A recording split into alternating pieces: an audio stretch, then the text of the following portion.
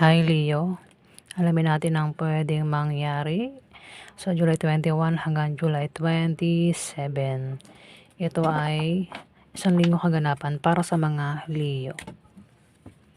At bahala na po kayong makaresonate mga Leo. Umpisa na natin. Sa July 21 hanggang July 27.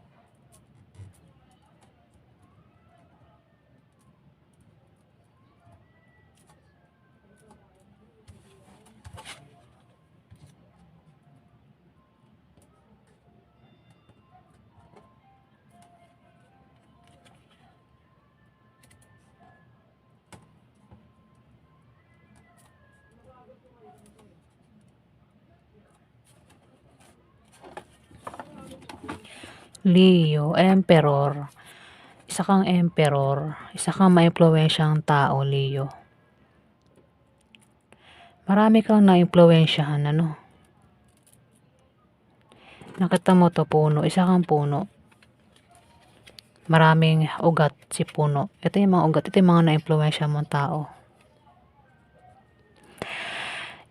Gaya ng isang puno, isa kang matatag na puno. Ano man dumating sa iyong problema, pagsubok, bagyuhin ka man, bahain ka man, nananatili kang nakatayo, gaya ng isang puno, Leo. Kayang-kayang malampasan itong mga problemang dumarating sa iyo. At sa 1 week na yan, ikaw ay magkakaroon ng katatagan, Leo.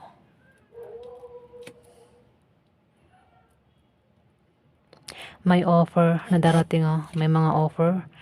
Pag-isipan mo bago mo tanggapin yung offer dito. Pero sa tingin ko magandang offer. Puro offer. Pwedeng offer ito ng trabaho, negosyo, pag-ibig. Ano mang klaseng offer ito. Ayan, maganda ang resulta. Pera. Ayun wala kang problemahin sa pera sa 1 week na yan, Leo, sa offer na ito. Pwedeng trabaho. Trabaho o negosyo. Kaya dito, ayan, magiging busy ka sa trabaho mo, negosyo mo, o kung saan pa yan, ikaw ay magiging busy, sideline, at pera ang kapalit niyan, Leo. Ayan, at wala kang ang problemahin sa pera.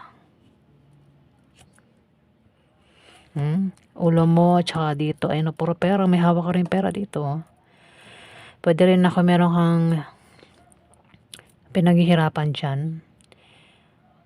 Ayan diyan ka nagiging busy. Ayun nakita mo itong mga pentacles, pera yan Hindi pa siya kulay dilaw. Pag nagkulay dilaw ito, gaya nito, dilaw na, hinog na yan, di ba? Pera na yan. Ito kasi, kumbaga sa ano, iniipon-ipon pa eh.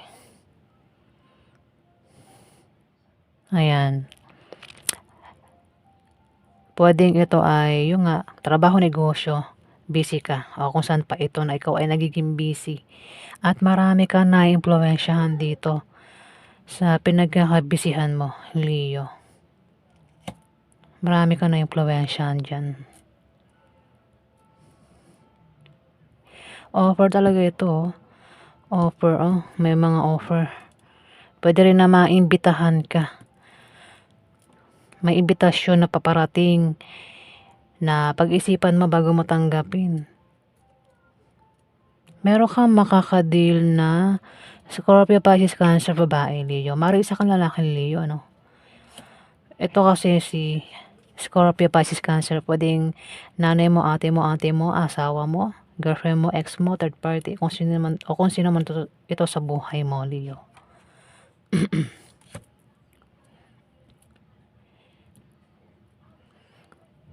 Imbitasyon, pwede makatanggap ka ng tawag, chat, message sa kanya sa 1 week na yan. Pwedeng ang taong ito ay nakapanakit sa iyo eh. Ayan no, the sun. Pwedeng baka nag-away ka ng taong ito. Maghihilom yung sakit eh. Makakaramdam din ng kasiyahan eh. Sa imbitasyon na ito, o offer na ito. Ang taong ito ay gumagawa ng paraan, Leo, para ayun na, magician. Nagmamagic ito, kumbaga, di ba si magician, ito yung pwedeng nanlilin lang eh. Gumagawa talaga ng paraan para makamit niya yung gusto niya makamit eh. Kagustuhan niya, gusto niya makuha talaga eh.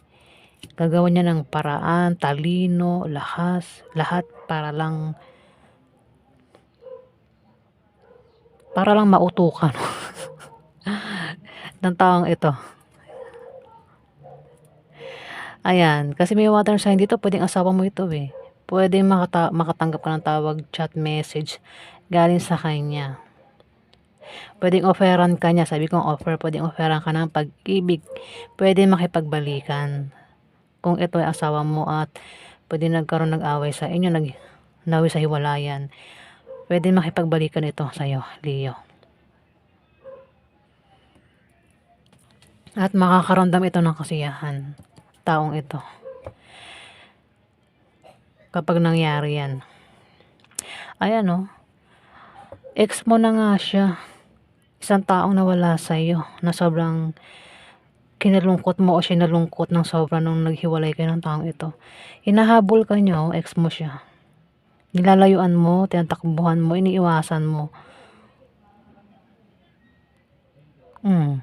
Tinatakbuhan mo siya, Leo. Tinataguan mo siya, habol ng habol sa'yo. Siya yung nawala sa'yo.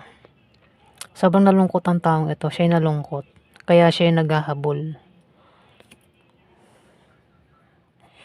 Ayan, tatawag ito at mag-chat, magme-message sa'yo. Talaga nabubulol ako, Leo. Ayan na, sa 1 week na yan. Pwede makipagbati, makipagbalikan. Ang taong ito, Leo. Pwede ex mo nga. O kung sino man yan. Ayan po ang ganap sa inyo, Leo.